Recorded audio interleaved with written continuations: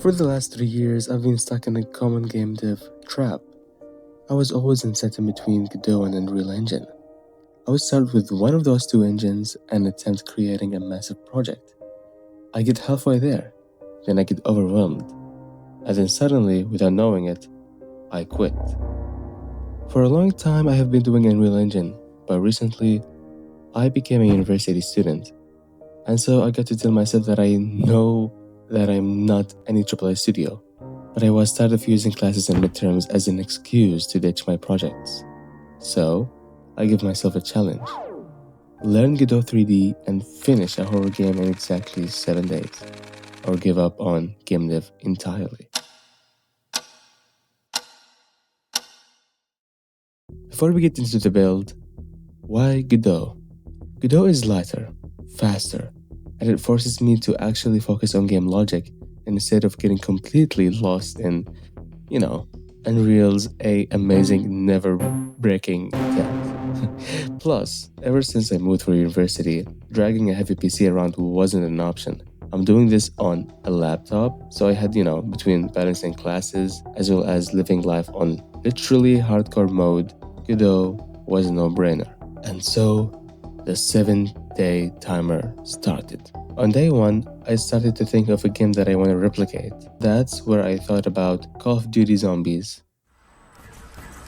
So I wrote down my to-do list and started with building a first-person player setup, such as the camera, the movement, basically the essentials that are required in any FPS game. Throughout the build, I wanted to add something a little extra on the feeling of the player's movement.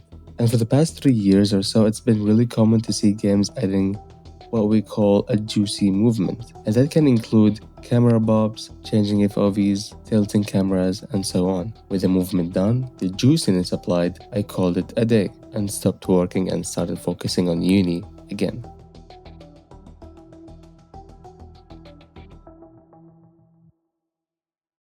On day 2, I wanted to have a test level, and since I was using Godot, finding assets that would look real or terrifying wasn't that easy to find, and honestly I couldn't spare much time to look around for one. So I improvised a little bit, and I said, well, if I'm not gonna be ending up having assets, and I ain't no artist, I will just turn everything to pitch black. Now I know this sounds a bit ridiculous, but trust me, it turns out to be a fun idea in the end of this challenge. There, where I wanted to figure out a way that the player can assume its surroundings. Because, hell bro, who would want to play a game when there is nothing to see? But before going there, I realized I need to continue working on the player. And I got them a gun, and I wrote some code, animated the recoil, and boom, we have a gun. Again, it took me about 1.5 hours to do this, and so I stopped again for the day and got back right into my other things to do.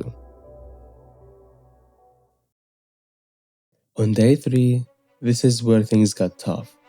As I mentioned before, this challenge was made between midterms, and I had the midterm along with 2 other midterms literally the very next day. But I have already committed to the challenge, and honestly I need to say that as a CS student, grades shouldn't be all that matters for you, but more like you need to put in some effort towards real practical work, whatever you are into. Especially nowadays, the competition is kinda crazy, and having a degree just doesn't feel enough anymore. But yeah, I spent most of the day studying, gave an hour or 2 to my game dev challenge. And that is where I made an enemy scene to have finally an enemy that would follow you passionately. And that's what I focused on literally. After I was done with the AI bit, I shut it down, and I slept early since I had the midterm coming. On day 4, the same scenario goes.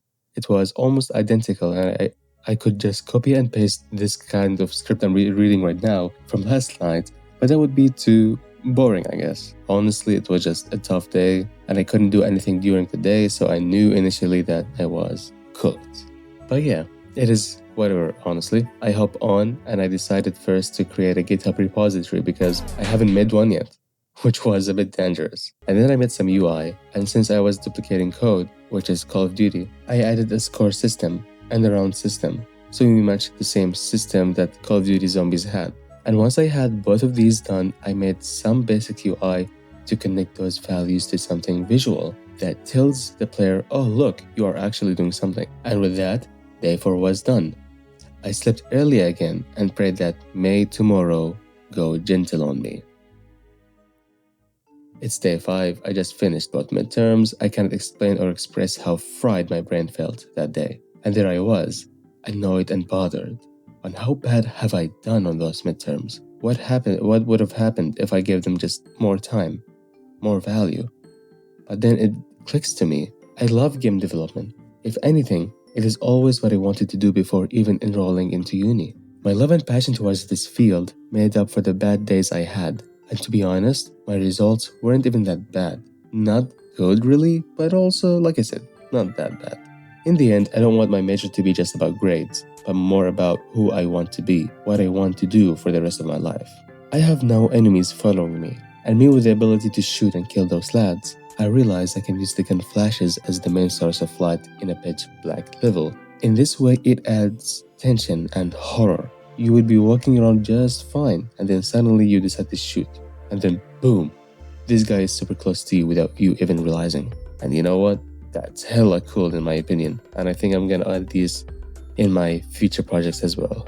Now with the health and damage, basic stuff really. I would just have them on an independent scene and then give them a default value.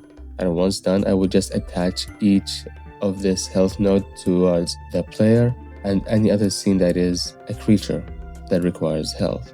And with that, it was time to add the final touches and secure the game loop. On day 7, which is the last day, the player is ready to go.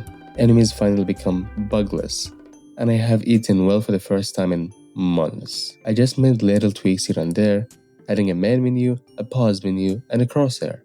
All those kind of stuff that goes into gameplay quality. And I decided to add a sanity timer that refills when you kill zombies. Sanity, refill, killing. Little doesn't make sense, but it works I guess.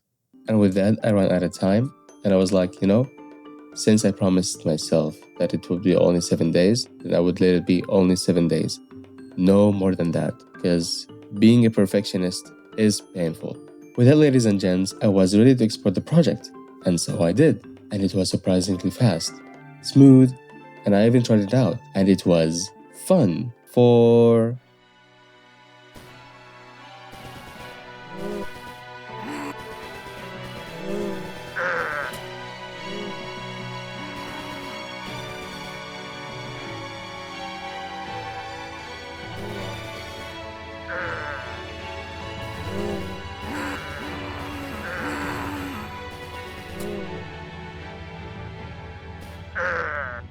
2 minutes. Now this is nothing new. Any game developer has probably done this at least once back in the day. But the goal of the challenge was that I had to do something that I can finish. And I can say that I am happy with the result I got, especially after the struggling I went through. I couldn't be more proud of what I have done. And I hope this has given you some insight and perhaps motivation if you are planning to become a game developer. And it truly is hard and probably not the best field to start a career in, I know. But remember, you are doing this for the love of the game, and that is on its own a bliss that a lot of people are still looking for nowadays. Thank you for watching. I will be doing a lot more serious, in-depth projects in the future, but that has to wait for now. Do not let the Reaper rape out your gaming bones, because I need to see you next time. See ya.